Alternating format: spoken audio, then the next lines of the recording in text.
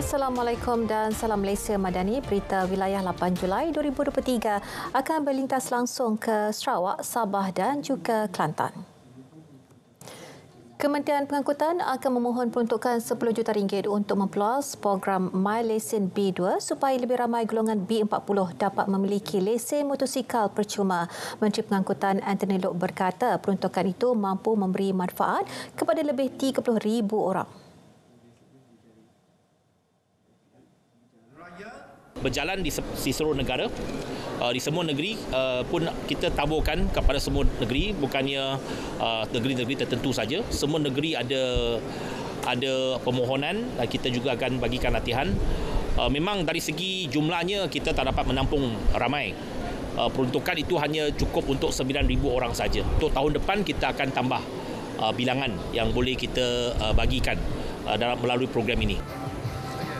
Program berkenaan yang telah dilancar MOT menerusi Jabatan Pengangkutan Jalan JPJ dengan peruntukan sebanyak 2.7 juta memberi manfaat kepada 9,000 individu B40 seluruh negara.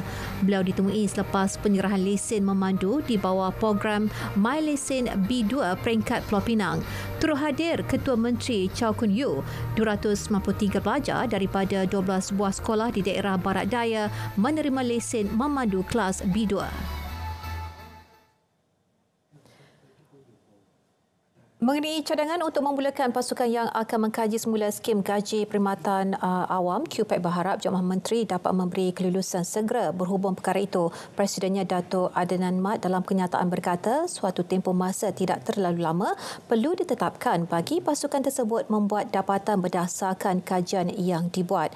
Ia bagi memastikannya relevan dengan situasi persekitaran ekonomi semasa yang sentiasa berubah dengan mendadak. Selain faktor peningkatan kos sara hidup yang begitu ketara dan semua pihak terkesan dengan bebanan kos tersebut.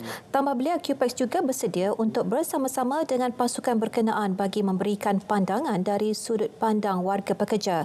Semalam Perdana Menteri berkata kerajaan akan mengkaji semula skim gaji perkhidmatan awam di seluruh negara dengan perbincangan mengenainya dibawa ke dalam mesyuarat Jabatan Menteri minggu depan. PAS tidak akan mengemukakan rayuan terhadap keputusan petisyen pilihan raya bagi Parlimen Kuala Terengganu. Perkara itu dimaklumkan oleh Peguam Wan Rahimi Wan Daud. Ia mewakili Datuk Ahmad Amzad Hashim, calon PAS bagi Parlimen Kuala Terengganu sewaktu pilihan raya umum yang lepas. Menurutnya, keputusan itu disahkan oleh Presiden PAS Tan Sri Abdul Hadi Awang dalam mesyuarat PAS Pusat yang berlangsung di sebuah hotel di Kuala Terengganu.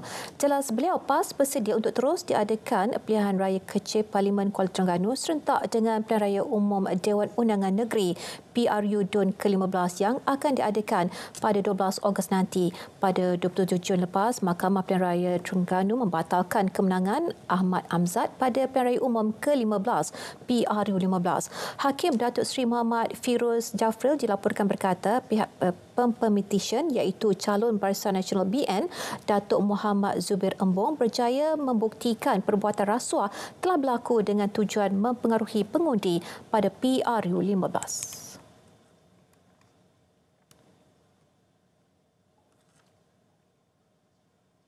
Sebelum ke perkembangan lain, kita dapatkan dahulu laporan cuaca semasa bersama Pegawai Met Malaysia Rashdam Amirul Ashraf Roslan. Silakan.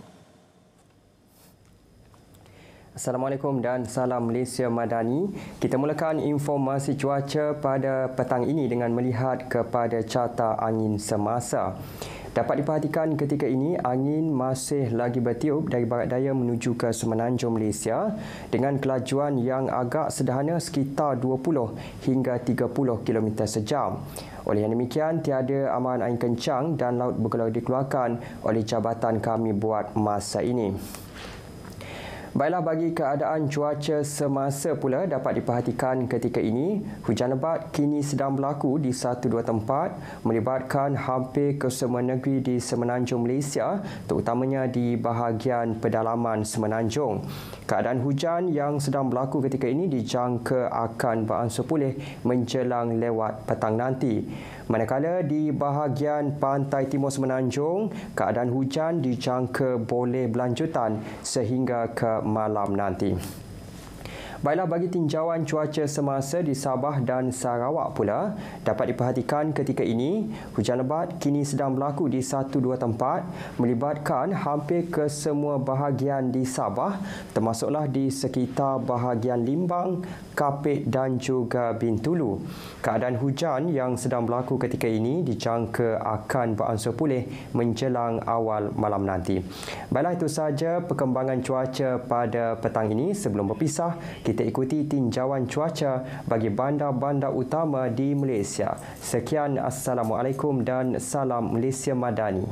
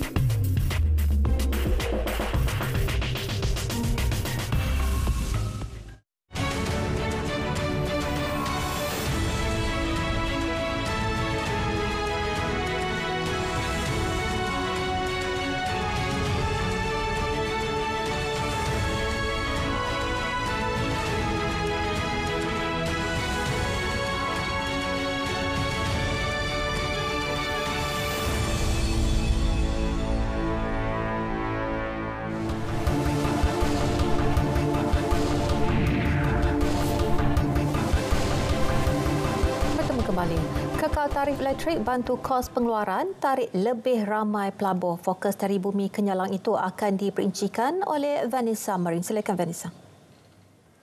Ya, terima kasih Miza. Sarawak masih mengekalkan tarif elektrik untuk membantu kos pengeluaran yang ditanggung sektor perindustrian di negeri ini. Premier Sarawak Datuk Patinggi Tan Sri Abang Johari Tunopeng berkata, langkah ini juga untuk menarik lebih ramai pelabur luar bekerjasama dengan kerajaan dalam pelbagai sektor. Datuk Patinggi Tan Sri Abang Johari memberitahu tarif elektrik yang masih rendah memudahkan pelabur untuk membina loji serta mengurangkan kos penggunaan teknologi digital dalam sektor perindustrian sekaligus dapat menyumbang kepada ekonomi negeri. Pendekatan ini selari dengan usaha kerajaan untuk membangunkan sektor ekonomi baharu yang mesra alam seperti alga, karbon dan hidrogen. Beliau berucap pada Majlis Perasmian Mesyuarat Agung Tahunan Dewan Perniagaan dan Perindustrian Cina Bersekutu Malaysia ACCIM ke-77 di Kuching hari ini. Dalam majlis yang sama, Premier memaklumkan Sarawak mengutamakan konsep keterangkuman sosial dalam memacu pembangunan dan pertumbuhan ekonomi negeri. Semua rakyat tanpa mengira bangsa dan agama diminta bersama kerajaan menyumbang idea dan kebakaran demi kemakmuran ekonomi negeri. Sarawak memerlukan generasi muda selari dengan inisiatif kerajaan ke arah kemakmuran ekonomi. Premier Sarawak Datuk Patinggi Tan Sri Abang Johari Tunopeng berkata, ia penting kerana banyak peluang pekerjaan akan wujud selaras dengan strategi pembangunan pasca COVID-19 2030 yang bakal menyaksikan ekonomi dipacu oleh data dan inovasi. Dengan kejayaan Sarawak meneroka sumber pendapatan dari sumber baharu termasuk karbon dan hidrogen yang memberi gambaran bahawa masa depan negeri ini adalah cerah. Premier Sarawak berkata demikian pada perasmian Expo Pendidikan Sarawak Anjuran Yayasan Sarawak di Kuching hari ini. Teks ucapan beliau dibaca oleh Menteri Pendidikan, Inovasi dan Pembangunan Bakat Datuk Roland Sagah Hui In. Sehubungan itu, generasi masa kini dan akan datang perlu menyedari perkara berkenaan dengan mengambil kesempatan dan peluang sedia ada agar tidak ketinggalan dalam arus pembangunan serta berdaya saing di pasaran kerja. Ujarnya lagi, ke arah itu Kerajaan Sarawak menubuhkan beberapa institut pengajian tinggi termasuk Universiti Swinburne, Universiti Curtin dan Universiti Teknologi Sarawak yang disediakan untuk memberi peluang kepada mereka yang gagal melanjutkan pelajaran di Institut Pengajian Tinggi Awam. Tambah beliau, kerajaan akan memastikan anak Sarawak berupaya melanjutkan pelajaran mereka di institut berkenaan tanpa perlu bimbang dengan masalah keuangan. Katanya, ini kerana Yayasan Sarawak mampu membiayai kos pengajian melalui skim-skim penajaan yang disediakan. Expo Pendidikan edisi kedua ini diadakan di 43 lokasi di setiap bahagian di Sarawak. Ia merupakan salah satu program outreach Yayasan Sarawak untuk menyebarkan maklumat tentang peluang-peluang pendidikan yang ada di negeri ini.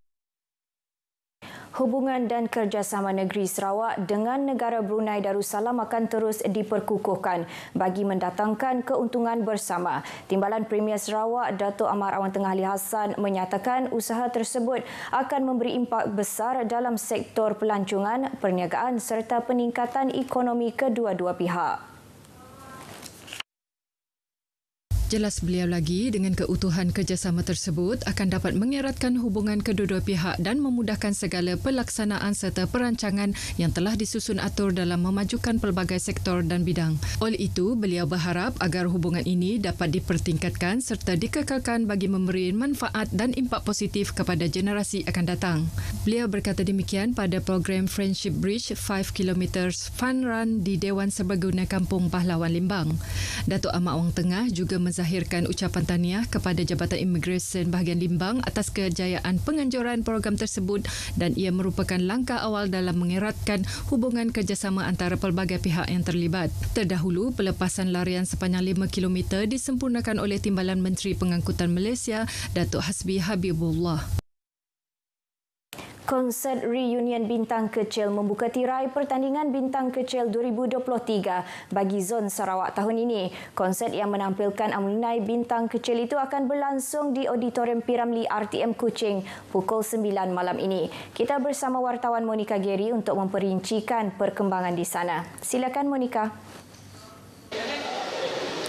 Baik, terima kasih rakan penyampai di studio RTM Kuching. Jadi ketika ini saya berada di Auditorium P. Ramlee RTM Kuching.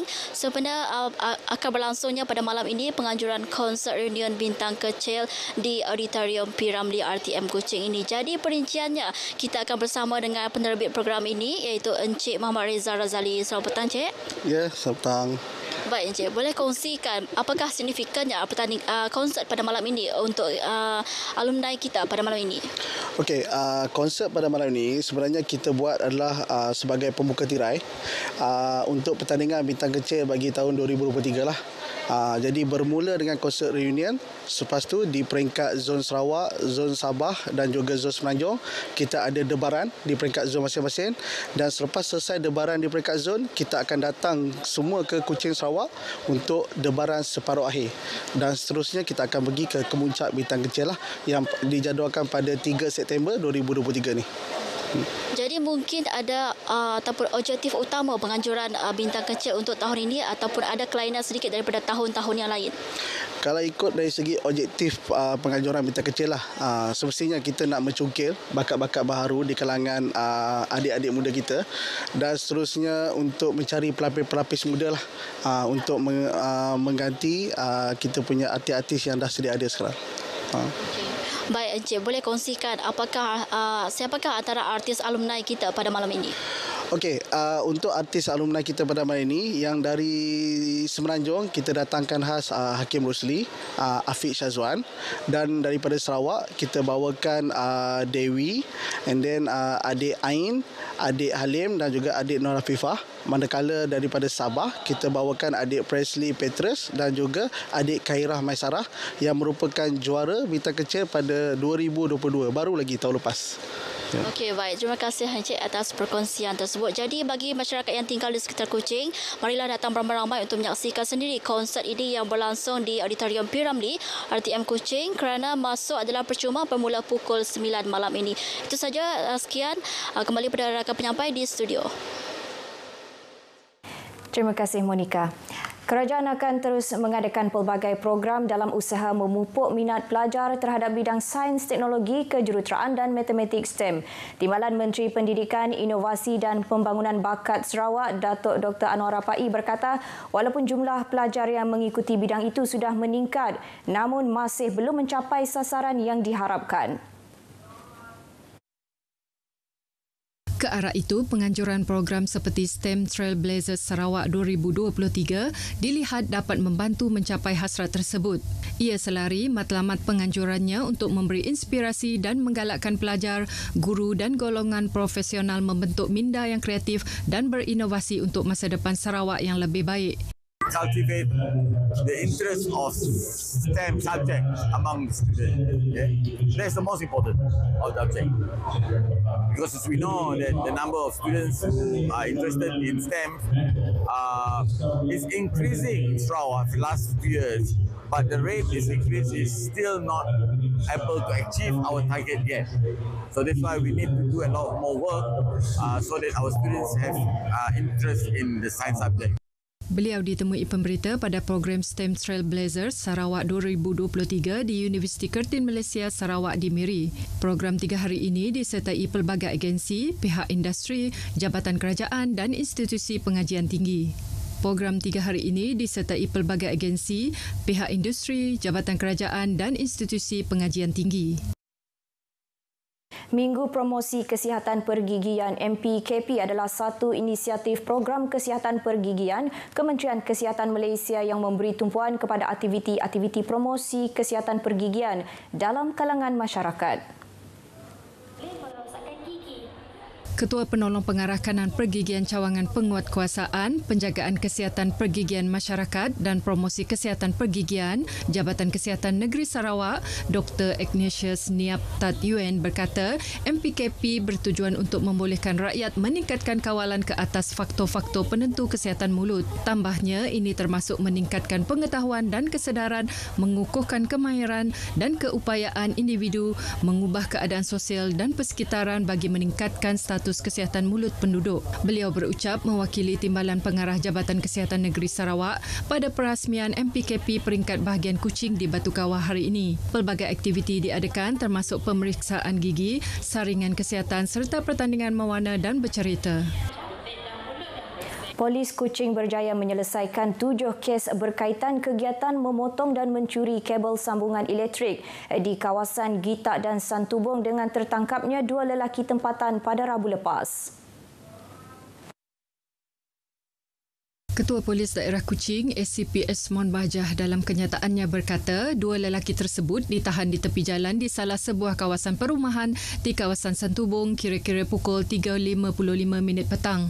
Hasil pemeriksaan, polis menjumpai pelbagai jenis wayar kabel sambungan elektrik di dalam guni yang dibawa oleh kedua-dua suspek. Pemeriksaan lanjut pada tubuh badan suspek turut menjumpai beberapa peralatan yang dipercayai diguna untuk mencuri kabel. Semakan juga mendapati kedua-dua suspek memiliki rekod jenayah melibatkan dadah, curi dan pecah rumah. Kes disiasat di bawah Seksyen 379 Kanun Keseksaan. Perkongsian itu tadi mengakhiri berita dari Sarawak. Salam Malaysia Madani dan kita kembali bersama Miza untuk berita seterusnya. Silakan. Baik, terima kasih Vanessa.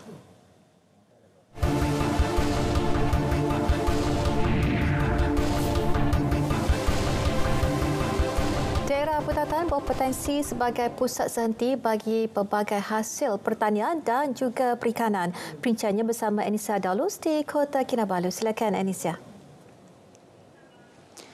Ya, Miza, daerah Putatan berpotensi besar menjadi pusat sehenti bagi pelbagai hasil pertanian dan perikanan yang mempunyai nilai komersial tinggi bagi pasaran tempatan dan global.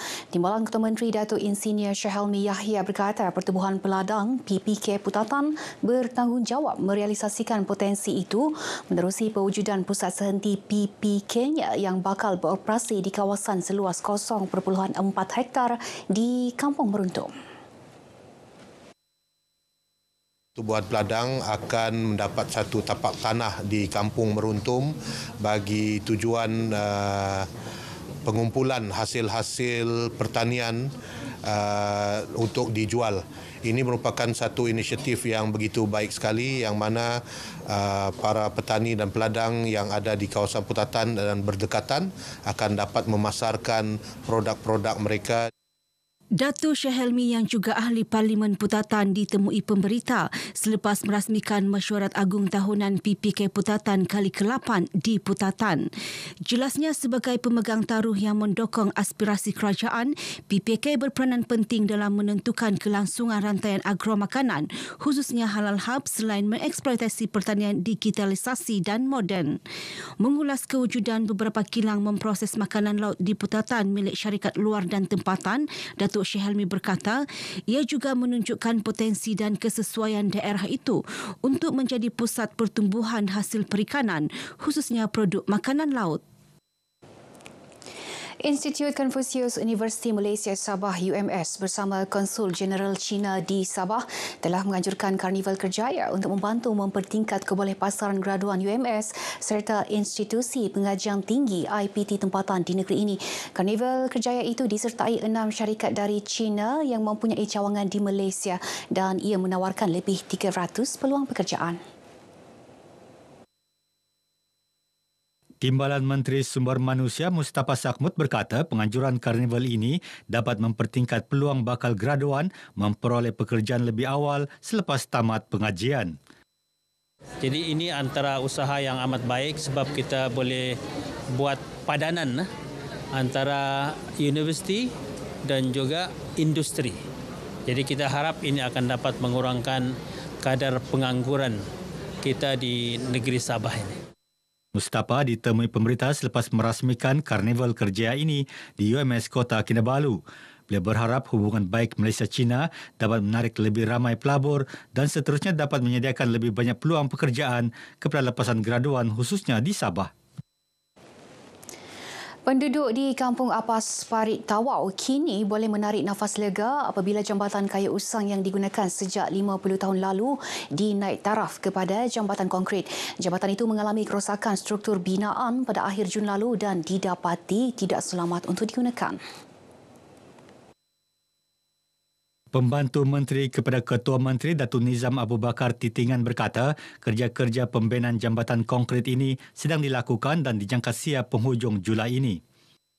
Pihak JKR dan konsesi telah membuat keputusan untuk membongkar keseluruhan jambatan ini dan jambatan yang baru yang diperbaiki akan diusahakan insya-Allah dalam saya mendapat maklumat daripada pihak JKR Tawau dan juga konsesi ia akan disiapkan dalam tempoh 2 hingga ke 3 minggu.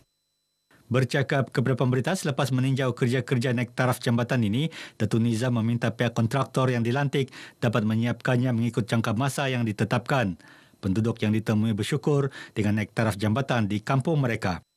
Akan lebih selesa untuk penduduk kampung berulang alih ke laluan utama menuju ke sekolah. Ya, di mana jambatan ini adalah merupakan laluan utama bagi penduduk kampung, bagi anak-anak yang bersekolah, yang mana bekerja ke kampung sebelah.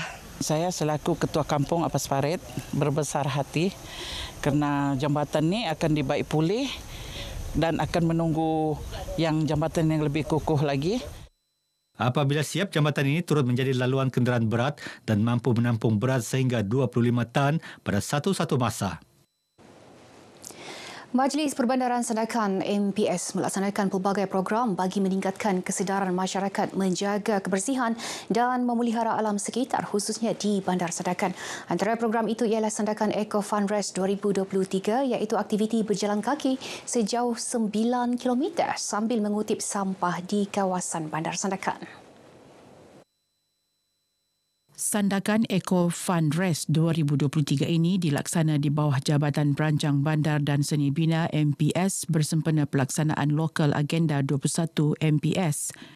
Ahli Dewan Undangan Negeri Tanjung Papat Datuk Frankie Pun Meng Fong ketika ditemui dalam program ini mengajak warga Sandakan berganding bahu menjadikan bandar mereka memiliki daya huni yang tinggi dan membentuk komuniti dinamik serta peka dengan alam sekitar. We have to love our nation, we have to love our city, we have to love ourselves. Kita mestilah mendahulu persekitaran kita lah. Because apa yang kita buat adalah apa impact lah kepada semua orang lah. Sementara itu, penyelaras program sandakan Eco Fund Rest, Muhammad Kazroy Nizam Sani, memaklumkan program tersebut diadakan setiap tahun sebelum pandemik COVID-19. Start daripada program ini kita dapat memulakan untuk mengajar dan juga untuk mengetengahkan isu-isu alam sekitar inilah sebagai salah satu isu yang paling besar yang perlu diselesaikanlah oleh semua pihak lah, bukan saja pihak majlis tapi juga oleh seluruh pihak lapisan masyarakat di Sandakan lah. Aktiviti yang disertai lebih 100 peserta terdiri agensi awam dan swasta serta masyarakat Sandakan bermula dan berakhir di Padang Bandaran Sandakan. Kerjasama pelbagai pihak amat penting dalam memupuk minat dan kesedaran pelajar sekolah terhadap aliran sains, teknologi, kejuruteraan dan matematik STEM yang dipertua Persatuan Ibu Bapa dan Guru PIBG SK St. Joseph Penampang, Spencer Alexander Morgindol berkata peranan ibu bapa juga penting dalam menanam minat anak-anak mereka terhadap mata pelajaran STEM. Spencer berkata ibu bapa perlu memberi galakan dan bimbingan agar anak-anak mereka dapat mengadaptasi lapangan baru berkaitan STEM. Jelas beliau, budaya STEM perlu diterapkan kepada masyarakat dan pelajar serta menjadi sebahagian budaya untuk menggerakkan inovasi dari peringkat akar umbi. Beliau menyatakan demikian ketika berucap merasmikan program STEM Fiesta peringkat sekolah St. Joseph Penampang. Menurutnya, generasi muda merupakan pelapis utama negara yang perlu diberi perhatian bagi memastikan modal insan, sains, teknologi dan inovasi mencukupi dan berkemahiran tinggi untuk memacu pembangunan negara. Baik, paparan tadi mengakhiri perkembangan dari Sabah. Kembali bersama Miza di Angkasa Puri. Miza. Baik, terima kasih Nisa.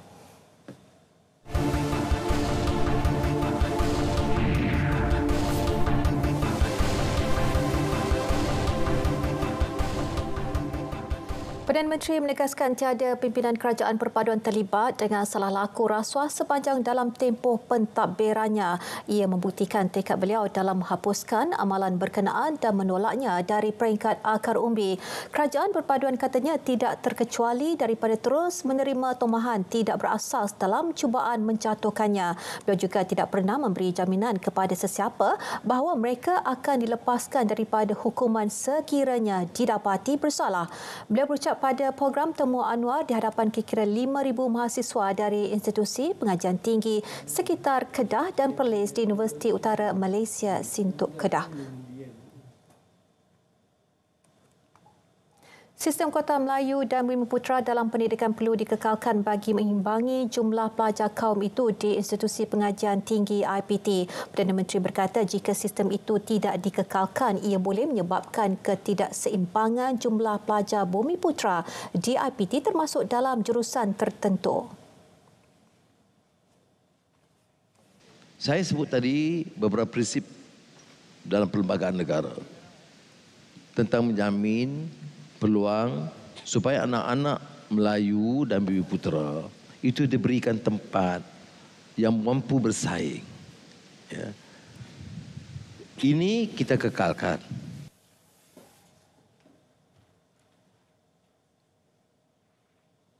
Seorang bayi lelaki berusia setahun 7 bulan ditemukan lemas selepas dihanyutkan arus deras di Sungai Lubuk Pedati Baling Kedah tengah hari tadi.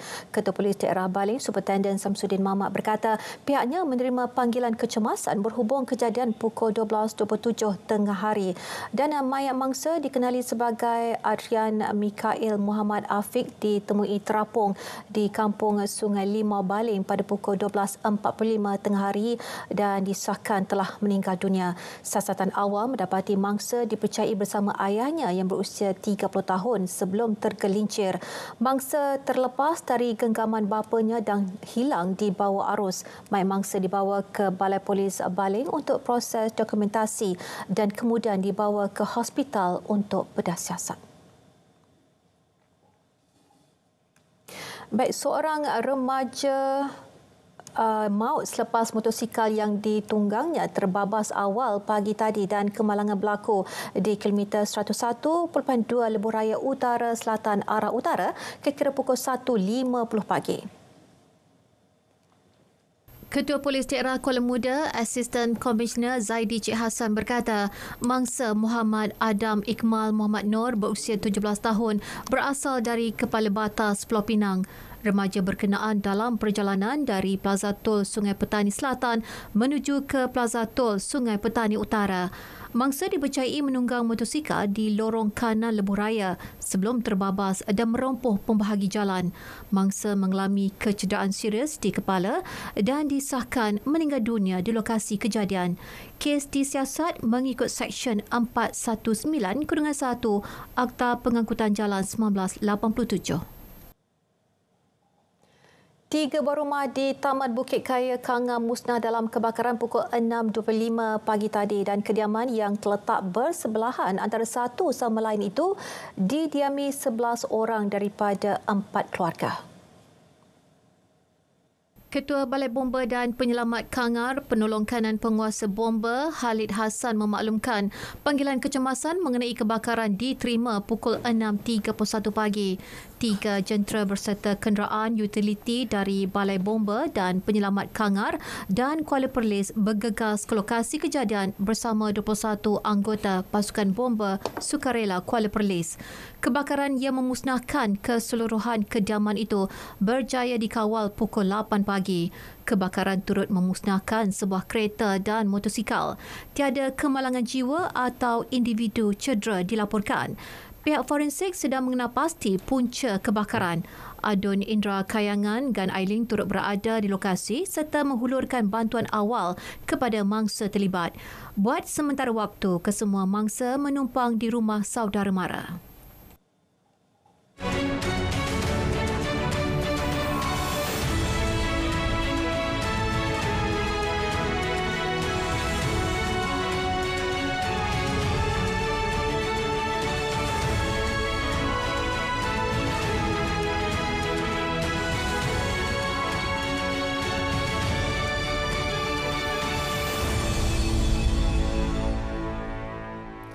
Empat feri baru Pulau Pinang dijangka mula beroperasi 7 Ogos depan dan ia mampu memuatkan sehingga 250 penumpang dan 50 buah motosikal serta dapat menjimatkan masa perjalanan dengan hanya 10 minit daripada pulau ke Butterworth. Menteri Pengangkutan Anthony Loke berkata feri tersebut juga dilengkapi dengan pelbagai ciri-ciri baru yang lebih efisien.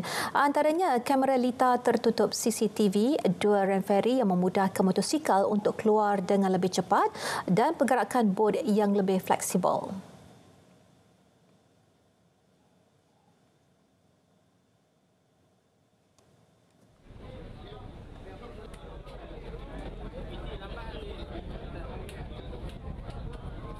Dia boleh bergerak dan ke belakang pada masa yang sama, tak payah pusing. Maksudnya apabila sampai ke pelabuhan, dia tak payah pusing balik, terus boleh berjalan. Macam train. Dia punya konsep macam train. Apabila sampai stesen dia boleh patah balik. Okay. Dia bukan reverse lah. Sebenarnya dia ada 2 enjin. Kedua-dua hala boleh beroperasi. Dan feri ini juga sangat-sangat fleksibel. Dia boleh membuat pusingan 360 darjah yang telah pun ditunjukkan tadi. Ia juga boleh bergerak secara tepi, secara secara side. Jadi ini semuanya features yang memastikan feri ini dapat beroperasi dengan efisien, dengan baik, dan yang paling penting juga banyak ciri-ciri keselamatan telah pun diletakkan dalam desain feri ini. Menurutnya, tambang bagi kemudahan tersebut akan diumumkan kemudian dan dijamin tidak akan membebankan rakyat. Pengunjung yang berpeluang menaiki feri tersebut turut teruja dan mengakui ia lebih selesa.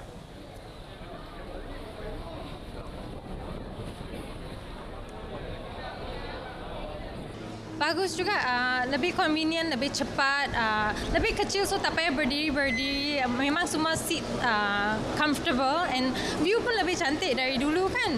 Bila open air mesti duduk dalam kereta ataupun tepi tak boleh berdiri kan. Sini memang ada glass so you can look out, boleh ambil gambar. Cantik juga. Lebih convenient and then easier kalau 10 minit memang tahu okay boleh sampai, boleh beritahu orang okay what time to come and fetch you and all that. It's quite nice. Yang baru dia macam modern, ada aircon semua kan. Lagi satu, dia punya seat pun selesa lah. Okey lah. Dia lagi laju dari bot yang dulu. Bot yang dulu dia memang macam untuk pelancong macam boleh tengok slow, boleh tengok side sea view macam tu. Ini lagi efisien sikit lah. Feri itu akan beroperasi dari pukul 6 pagi hingga 8.30 malam. Para pengguna boleh menikmati tambang percuma pada bulan pertama pengoperasiannya. Sultan Perak Sultan Nazrin Muizzuddin Shah berkenan menganugerahkan kartunis terulung negara LAT atau nama sebenarnya Datuk Muhammad Nur Khalid sebagai seniman diraja. Ia sebagai pengiktirafan terhadap sumbangan besar seniman agung itu membawa Malaysia ke pentas antarabangsa dan mengharumkan nama negara. Titah Sultan Nazrin menerusi lakaran yang santai dan bersahaja, karikatur LAT berjaya mengetengahkan pemerhatian yang tajam mengenai kehidupan masyarakat majmuk yang harmoni. Karyanya membawa mesej jelas bahawa rakyat yang pelbagai itu sebenarnya memiliki naluri asas mahu hidup secara aman dan harmoni dalam semangat saling hormat menghormati. Rakyat yang pelbagai itu pada asasnya tidak berprasangka buruk antara satu sama lain. Hanya kerana berlainan kaum, fahaman agama, amalan budaya dan penguasaan bahasa. Baginda bertitah pada majlis perasmian Galeri Rumah LAT di Batu Gajah. Sementara itu, LAT menjunjung kasih atas pengiktirafan yang diberikan kepadanya. Karya dan usaha seniman dan juga pengkarya di kalangan rakyat itu memang diiktiraf oleh istana. Dan kita bersyukur dan mengucapkan banyak terima kasih. Menjunjung kasih kepada Tuanku. Galeri tersebut mempamerkan liku-liku perjalanan seorang anak seni sehingga beliau mencapai taraf seniman antarabangsa. Kos pembangunan Galeri Rumah LAT berjumlah RM3.81 juta dibiayai Kementerian Pelancongan, Seni dan Budaya, siap sepenuhnya pada Januari 2022. Pelajar Sekolah Kebangsaan Seri Ampang, Amanda Putri Nur Nawawi dipilih mewakili Perak ke pertandingan akhir Bintang Kecil 2023. Amanda Putri menewaskan 4 peserta lain pada sesi pemilihan akhir yang berlangsung di Kompleks Sultan Nazrin Muizzuddin Shah Ipoh pagi tadi. Kemenangan itu membolehkan Amanda Putri membawa pulang wang tunai sebanyak RM300 berserta hadiah serta voucher makanan. Saya berasa sangat happy dan seronok. Saya tak sangka boleh pertama kali saya menangi Bintang Kecil. Ini first time saya masuk. Saya berharap dapat membanggakan ibu saya dan keluarga saya dan dapat banggakan negeri Perak. Penerbit Bintang Kecil Rosham Rosila Rosli berkata sebanyak 30 peserta menyertai sesi saringan yang bermula 17 Jun lalu.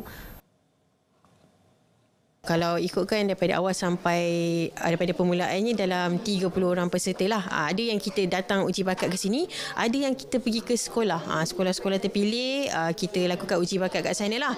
Jadi daripada uji bakat tu kita lakukan saringan, hari ni pemilihan dia. Pertandingan Bintang Kecil Semenanjung 2023 akan berlangsung pada 22 Julai di Angkasa Puri. Pusat Informasi Belia disedia Jabatan Belia dan Sukan Perlis sebagai pusat pengumpulan data bagi membolehkan belia di negeri itu mendapatkan maklumat. Pusat informasi berkenaan turut menjadi salah satu platform buat belia OKU mencuburi bidang sukan. Menurut pengarah projeknya Fauzi Abdul Saleh, Pusat Informasi Berkenaan turut bertindak sebagai penyalur maklumat kepada peserta termasuk peluang kerjaya, data belia serta persatuan sukan yang berdaftar di Perlis. Dia menyediakan pusat informasi, tapi kalau belia-belia di luar sana yang ingin mendekati dengan Jabatan Belia Sukan, mereka bolehlah datang berjumpa dengan pegawai untuk memberi maklumat mereka sendiri. Kalau nak jadi atlet para sukma ke semua, kita boleh train orang, kita boleh hantar kepada Persatuan Pesron Negeri Perlis. Jadi di sana kita akan cuba membuat iTalent lah. iTalent di mana satu program untuk mencungkil bakat-bakat baru, atlet OKU. Beliau berkata demikian selepas majlis perasmian pusat berkenaan di Jabatan Belia dan Sukan Kangar.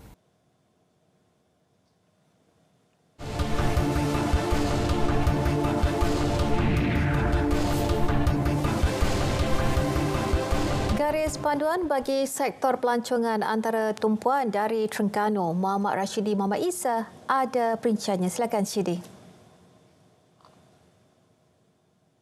Baik, terima kasih.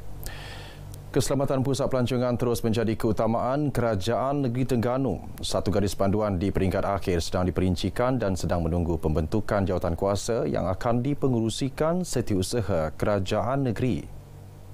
Kita cuba secepat mungkinlah sekarang ni dalam keadaan kita kerajaan dalam kerajaan caretaker. So kita cuba secepat mungkin selepas kerajaan baru dibentuk nantilah. Sebab saya rasa dia perlukan endorsement juga dengan pihak kuasa negeri. Banyak lagi isu di Terengganu ni, musim terkujuh ni macam-macam benda yang dengan tanah runtuhnya, isu dam yang dulu diheboh-hebohkan dan sebagainya.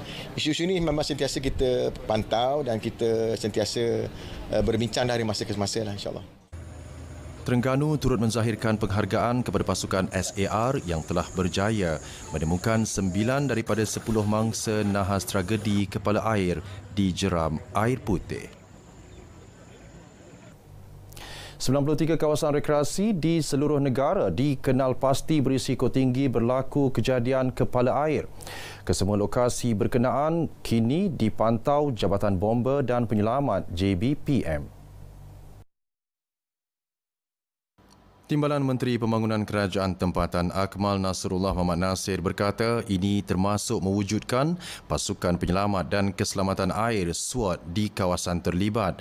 Kempen keselamatan di air turut dipergiat selain peralatan asas penyelamat disediakan di kawasan berisiko. Berdasarkan rekod, 1,464 insiden lemas direkodkan bagi tempoh 2019 hingga Mei tahun ini. Untuk menimbulkan kesedaran kepada orang ramai, kepada orang awam. Jadi perkara ini juga yang saya sarankanlah macam dalam kejadian ini yang kita akan sarankan, yang saya akan berbincang sebagai contoh mungkin dengan pihak berkuasa tempatan, kerajaan negeri, kerajaan PBT untuk melihat bagaimana menguruskan kawasan awam ini. Sekiranya dah ada keperluan untuk digazetkan menjadi kawasan riadah, kena buat. Tetapi sekiranya memang kalau ikut tidak sesuai, cuma mungkin orang awam masih juga pergi, itu yang akan jadi cabaran menguruskan risiko di kawasan tersebutlah. Karnival Kerjaya My Future Jobs berjaya menarik hampir 80 majikan dan menawarkan lebih 5,000 peluang pekerjaan di Terengganu. Karnival selama 3 hari berlangsung di KTCC Mall Kuala Terengganu berakhir hari ini. Jelas pengurusi Lembaga Perkeso Datuk Seri Subahan Kamal, syarikat daripada pelbagai sektor menawarkan gaji bermula RM1,500 hingga RM12,500 sebulan. Pada karnival sama, majikan yang mengambil pekerja tempatan turut diberi penghargaan sekaligus menyokong kempen Ambil Pekerja Lokal. Sementara itu, rata-rata pencari kerja ditemui menyifatkan karnival membuka peluang mereka mendapatkan pekerjaan yang sesuai pengalaman dan bidang diceburi. Dah 4-5 bulan menganggur. Jadi saya rasa tengok Facebook, Perkeso selalu banyak buat apa tu program-program karnival. So saya cuba lah ke situ lah. Tambah pula ada mesej masuk. Saya pun tengok daripada mesej tu. Okeylah saya datang lah. Program ini patut diadakan lagi untuk menarik minat, untuk menarik lagi ramai peluang pekerjaan kepada golongan-golongan muda untuk untuk datang ke sini bagi peluang pekerjaan. Banyak peluang pekerjaan yang ada di sini. Laporan dari Terengganu berakhir di sini. Perkembangan seterusnya kembali bersama Miza. Baik, terima kasih Rashidin. Beralih ke perkembangan tragedi kepala air di Jeram Air Putih. Meskipun peluang kian tipis, namun harapan masih menebal buat waris mangsa terakhir yang belum ditemukan, Puteri Nur Fatin. Dan itu luahan hati ibu saudara mangsa remaja yang berusia 14 tahun itu. Roslawati Yassin, adik ipar kepada Allahyarham Aziza LG, berkata mereka sekeluarga akan terus berdoa agar jasad Puteri Nur Fatin segera ditemukan oleh pasukan penyelamat.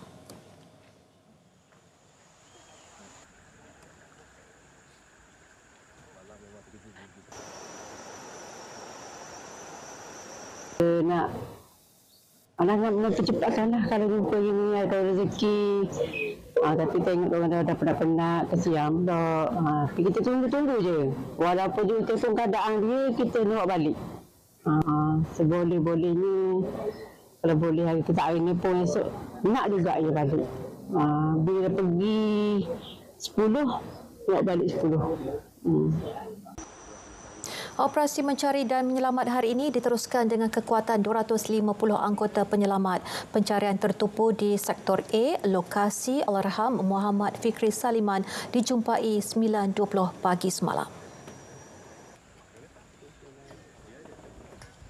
Seterusnya kita ke Kelantan dan antara fokusnya kisah kejayaan peserta kursus pertanian anjuran Jabatan Kemajuan Orang Asli Jaguar dan Jabatan Pertanian. Jadi terus bersama Muhammad Amirul Hafiz Rosli untuk perinciannya. Silakan. Razali Ayeh, orang asli suku Termiar, berusia 48 tahun, antara pesertanya. Beliau akui terima banyak maklumat dan latihan menerusi kursus berkenaan. Ia berjaya membantu beliau mengembangkan tanaman keledek diusahakannya.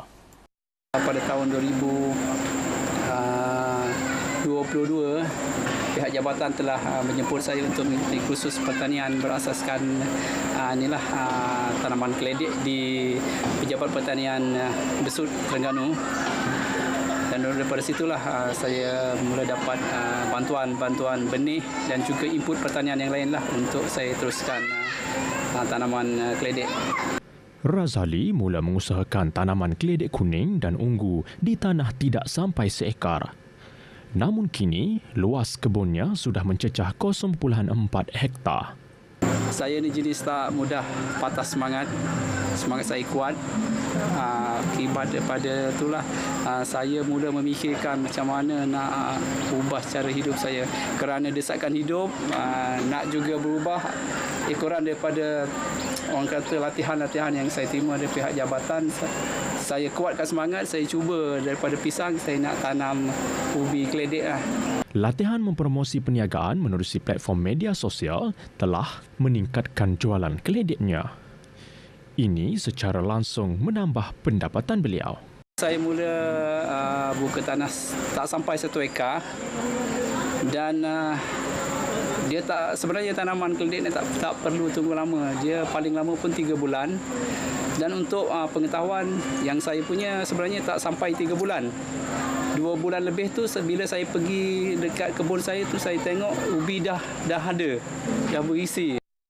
Razali berharap kisahnya dapat menginspirasi lebih ramai individu meraih kejayaan sama dengan menyertai kursus pertanian anjuran 2 jabatan berkenaan.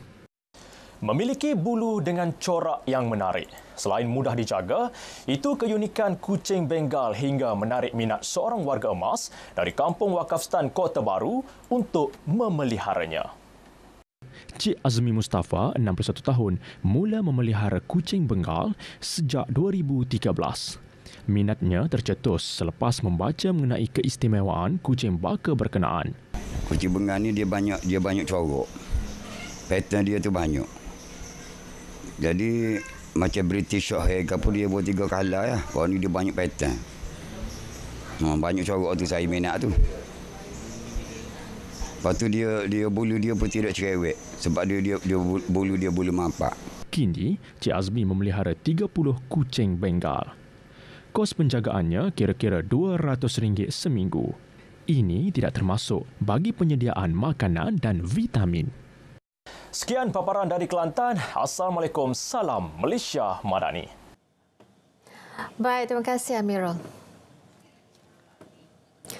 Lebih 1,000 penduduk orang asli di Pos Simpur Gua Musang, Kelantan menzahirkan penghargaan kerana menerima manfaat jalur lebar yang disediakan kerajaan. Kemudahan pelan jalinan digital negara jendela itu membantu mereka berhubung dengan dunia luar meskipun tinggal jauh di pedalaman. Pengerusi Jawatankuasa Pembangunan dan Keselamatan Kampung Orang Asli JPKKOK Pos Simpur, Dendi Johari berkata, penduduk orang asli di kawasan itu berterima kasih atas inisiatif itu. Selain dapat mengikuti perkembangan semasa, mereka juga boleh membuat aduan mengenai masalah yang berlaku di kawasan perkampungan mereka. Bila ada Wi-Fi ni memudahkan penduduk kampung berinteraksi dengan keluarga jauh dan dekat lah. Dan juga di situ orang kata adalah rasa perhubungan tu lebih erat lah, keluarga lah. Dia boleh membantu. Waktu kecemasan kita akan hubung dengan agensi yang berkaitan lah. Jadi memudahkan kami lah. Itu pun kita minta kerajaan bina lagi Wi-Fi di Kampung Penat, di Kampung Sedal. Tambahkan lagi lah Wi-Fi. Sebabnya sangat membantu. Ya, sangat membantu lah. Mestilah bersyukur sebab dah ada kan, senang nak communicate dekat luar sana, senang nak hubung, macam tu lah. Save lah TikTok banyak lah. Ada TikTok juga lah. Ada. Perasaan saya sangat gembira dan bersyukur. Bersyukur. Senang ke kita buat kerja? Senang untuk mempermudahkan kita nak buat kerja. Dan sebelum ni kan kat sini tak ada line, tak ada jadi ada Wi-Fi, mudahlah kita nak buat kerja.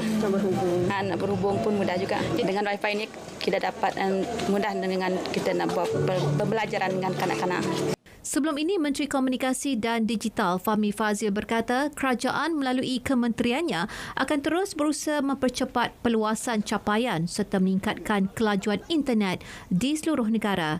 Katanya kerajaan sentiasa memberi tumpuan kepada pembangunan dan peningkatan kemudahan digital di luar bandar dan pedalaman bagi memastikan kesamarataan akses kepada teknologi dan internet di seluruh negara. Ketika ini, hanya kira-kira 3% kawasan berpenduduk di seluruh negara masih tidak mempunyai capaian internet.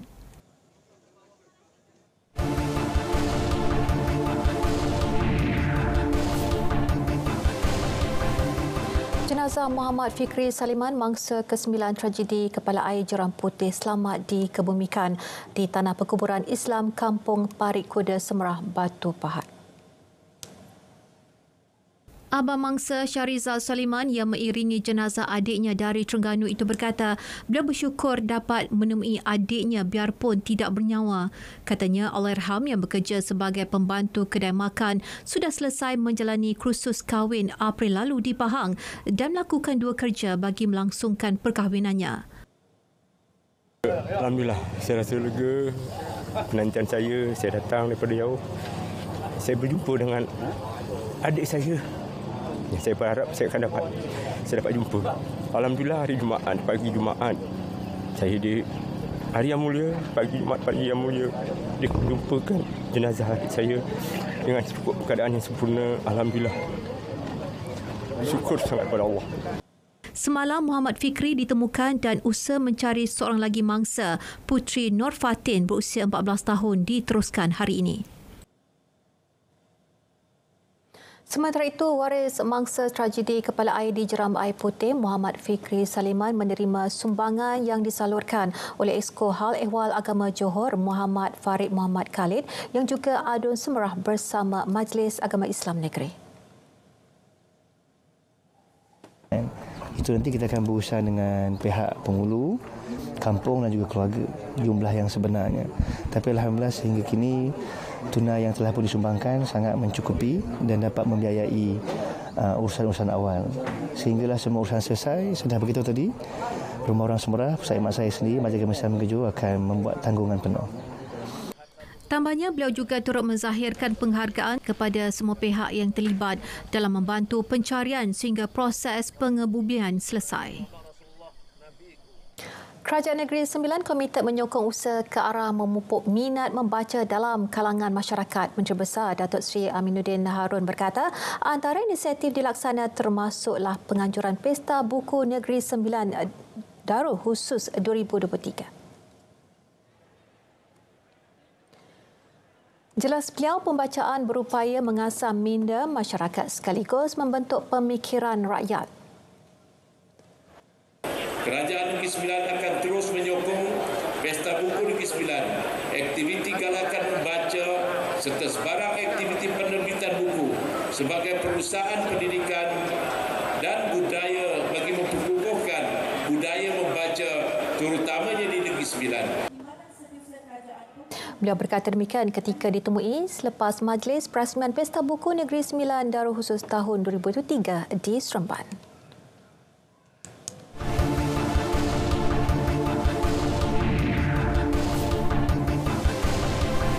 Bertemakan sokong lokal, sokong PMKS, program Minggu Usahawan Negara dan Minggu PMKS ini berlangsung di Dataran Merdeka Ibu Negara. Wartawan Nurlela Muhammad Nur ada butirannya. Dianjurkan SME Corp bersama Kementerian Pembangunan Usahawan dan Koperasi. Program bertujuan meningkatkan kesedaran umum tentang produk dan perkhidmatan PMKS daripada pelbagai industri. Kita telah menyediakan ataupun 200 reruai ini booth dan juga 30 food truck sepanjang 350 meter sepanjang di Jalan Raja di Dataran Merdeka. Dan tujuan program ini adalah untuk mengiktiraf peranan dan juga sumbangan PMKS kepada ekonomi negara. Dan dengan itu ia dapat mempromosikan juga mengetengahkan barangan dan produk PMKS kepada orang ramai untuk mereka mengetahui produk-produk yang berkualiti ini. Pelbagai aktiviti menarik disajikan, antaranya program bicara niaga, persembahan artis, pertandingan TikTok, solekan, cabutan bertuah dan banyak lagi. Juga diadakan jualan madani koperasi yang menawarkan barangan keperluan asas pada harga lebih rendah berbanding harga pasaran.